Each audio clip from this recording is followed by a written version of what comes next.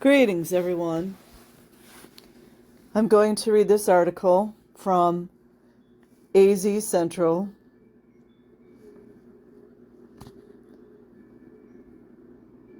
And I will make sure to put the link in the description box. It's dated April 3rd, 2019. And there's a video on there you can watch if you like.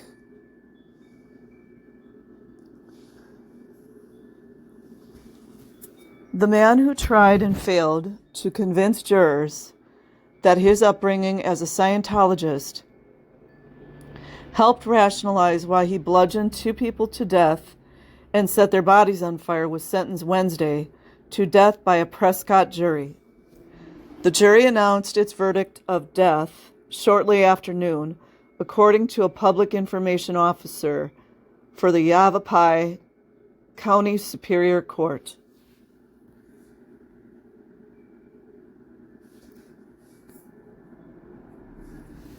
Kenneth Wayne Thompson, 35, used a hatchet and knife to kill his sister-in-law, Penelope Edwards, and her boyfriend, Troy Dunn, in March 2012, according to court testimony. He then poured acid over the bodies and set the house on fire before fleeing the scene.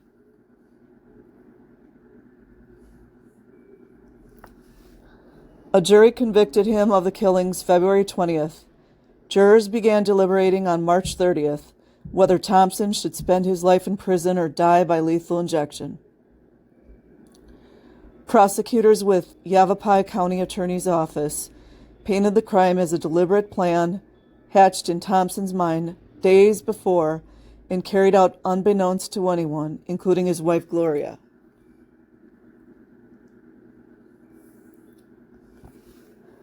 As evidence, prosecutors told jurors how Thompson bought a gun and a temporary cell phone in the days before. He then told his wife he was leaving their home in the Ozarks region of Missouri to travel to Memphis to deal with a legal issue involving his parents' estate. Instead, Thompson drove to Arizona, making the journey in just over a day with minimal stops, according to court testimony.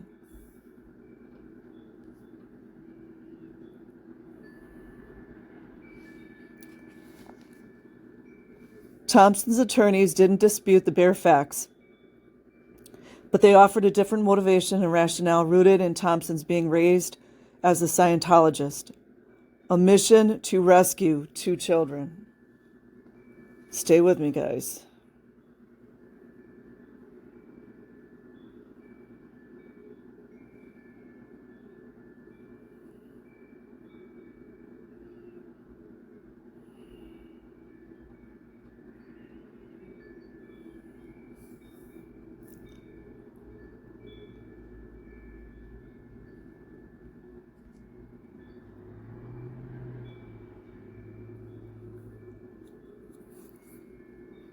Okay, wait a minute here.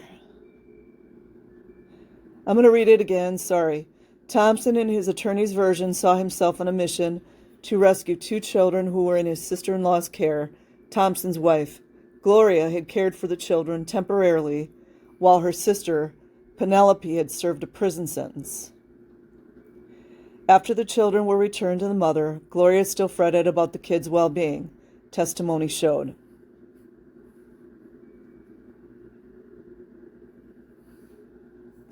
Them being Scientologists have a lot to do with this.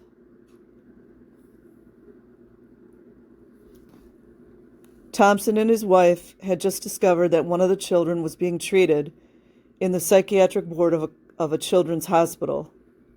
And for Thompson, who was raised as a Scientologist, that was akin to killing the child spiritually. I'm just going to be a little sarcastic here, and I don't feel bad.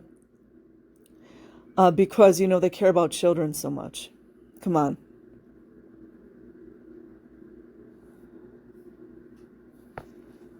Scientologists think psychology is evil and a scam. No, that's actually Scientology. Defense attorney Robert Gundaker told jurors in his opening statement.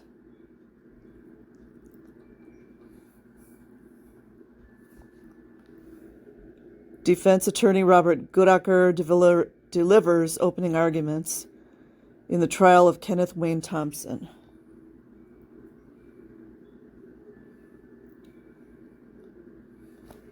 Thompson, according to his attorneys, came to a junction of Interstate 40 and made an impulsive decision to head west to Arizona rather than east to Tennessee.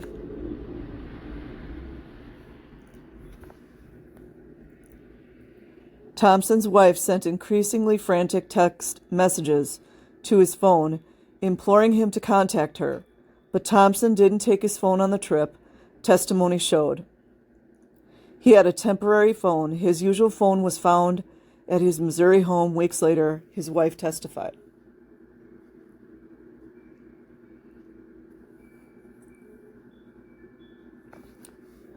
The trip was not evidence of premeditation, his attorney said, but showed how seriously Thompson took his religious belief, because it's a religion, that the child receiving mental treatment was in spiritual peril and needed rescuing.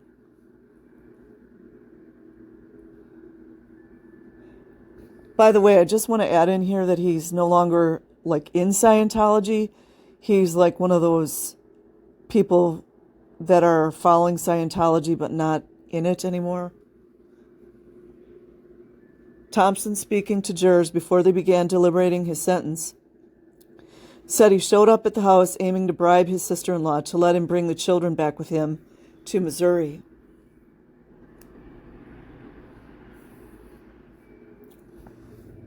I was going to try to buy happiness for these two children, Thompson said, according to a story in the Prescott Daily Courier. Thompson, according to the Courier, spoke to the jury for nearly 4 hours. It reminds me, read that little book, Way to Happiness. It's really small, little book. Thompson told jurors the conversation about the children turned violent. I can't say I'm sorry they're dead, Thompson told jurors, according to the Courier. Penelope Edwards hurt her children all the time. Troy hurt children. He was not a good guy. And I guess he thinks he is. His attorneys argued that Thompson killed the couple in the heat of passion. There's way more evidence to show that that was not true. They asked jurors to return a verdict of manslaughter.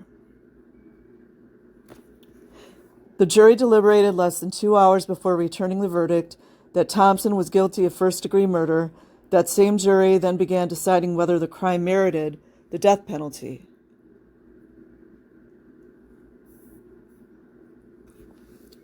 Lessons in Scientology. Gregory Parch, one of Thompson's attorneys, said his client showed little emotion in the courtroom when the verdict was announced, kind of a sign of a psychopath.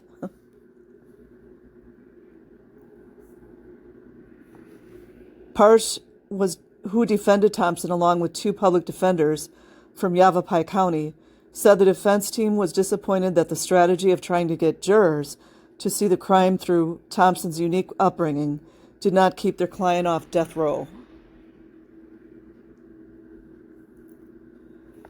When you get a death verdict, you will always second-guess yourself and you always regret certain things that you did or did not do, he said. That's just inevitable. Though the state objected to the defense, the judge allowed Thompson's attorneys to spend the better part of a day at trial walking jurors through the beliefs of Scientology. An expert in the religion flown in from Canada gave sworn testimony about the origins of the religion, which included a warlord named Xenu who buried beings in a volcano on what is now planet Earth. Why don't they give the expert name?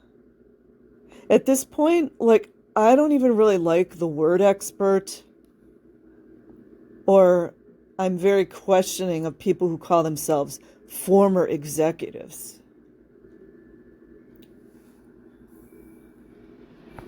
Jurors also heard about the use of introspective counseling called auditing that Scientology adherents believe can rid the body of unwanted thetans, leaving a person in the desired state of clear.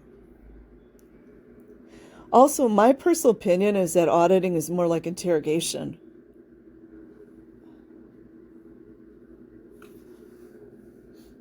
Thompson's ex-wife, Gloria, testified that Thompson had stopped being a practicing Scientologist, partly because of the expense. Right here, I'm thinking, this is really what I'm thinking. Because it's classic Scientology behavior. I wonder if they made him just leave so that it wouldn't be directly related to Scientology. You know, all of us will never know. We probably would have to actually be in Scientology to know when he left, because it sounds very suspect to me.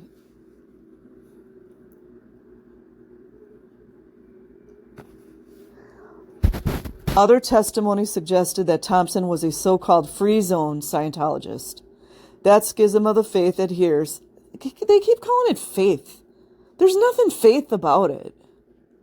Call it mind control. That schism of the mind control adheres to what it says are the original teachings of the church's founder, L. Ron Hubbard, and does not follow the church's current leader, David Miscavige. There's nothing church or religion about this thing. I mean, just like, get over it already.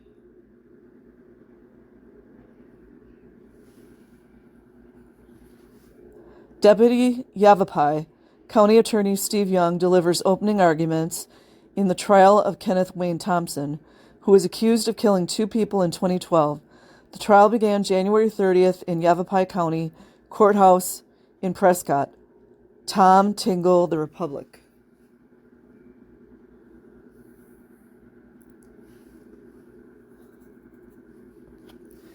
The cult of Scientology was not pleased to see its religious beliefs, and again, they pound it and pound it and pound it, to see its religious beliefs become entangled in a brutal murder trial.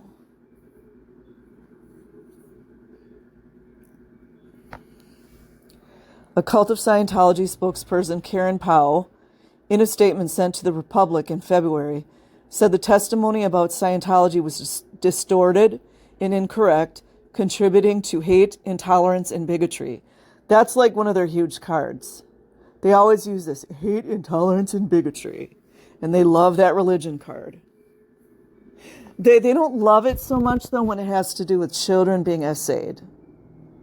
Yeah, they don't love it then. Deputy Yavapai County Attorney Steve Young echoed that sentiment during his closing arguments to jurors before they decided whether Thompson was guilty.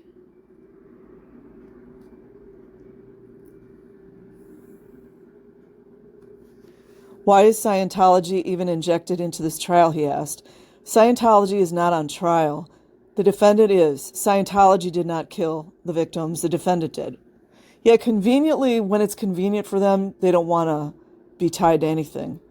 Although this guy, who seems to be a complete psychopath, got all those psychiatry ideas from Scientology. And I would be really curious to know if he was one of those. I don't think he was a Scientologist child. But anyway, he's out there.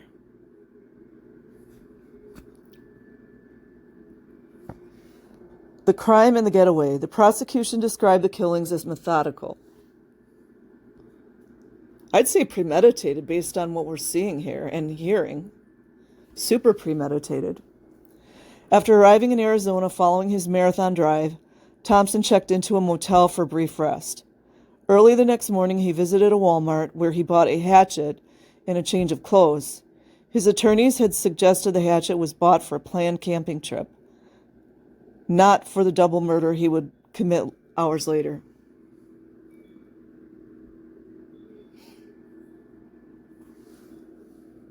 Thompson took a taxi to his sister-in-law's home in Prescott Valley and was allowed inside. From there, it is not clear what happened. That's kind of a strange thing to say. Wasn't there a police report? I mean, granted, we don't need to know all the gory details, but...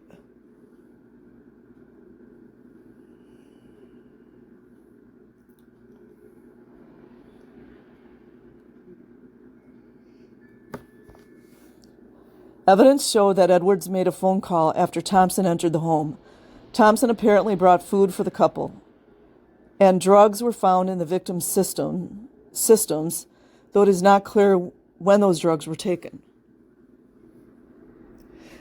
That's another question I would have. Like, I am not a crime expert, but aren't there lab tests that can be done to find out when?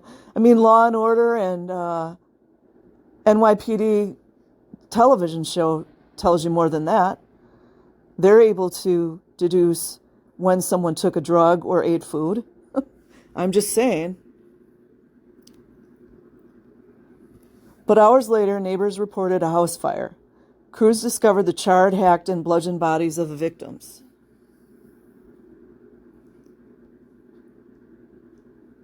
Also, too, I just want to, just my opinion is that he was just mad he wasn't going to get his way. I mean, these children were not his. But in Scientology, they don't think like that.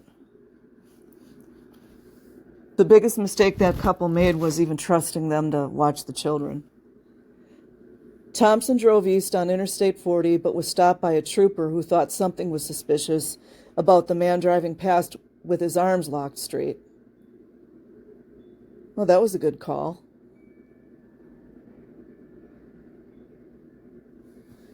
It was disputed in court testimony whether Thompson consented to the search, but that search turned up the hatchet that had human hair and blood on the blade. Imagine being that trooper. Oh, jeez. The trooper called into dispatch and asked if there were any murders in the area and was told of the house fire and double homicide just discovered in Prescott Valley. Tell me that wasn't a good freaking call. That trooper was on it.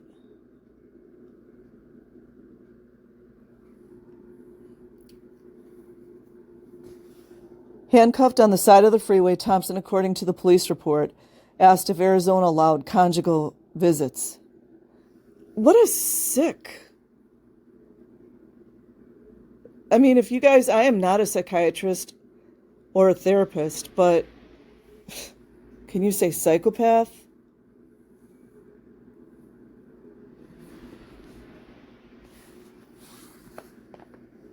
I just see that as being someone that you weren't going to tell him no. That's just so horrible. See, that just show, and it also goes to show how, I mean, obviously how violent it was, but that guy didn't give two you-know-whats about the children. He killed their parents. I mean, unless there was, I'm not ever going to excuse that kind of violence, ever, but it does make me wonder if more was going on. Why was the child getting psychiatric drugs and things? And I don't have a problem with, some medications, but I just would like to know more about what was going on there. Anyways, that's it for now. Peace. I'll put the link in the description.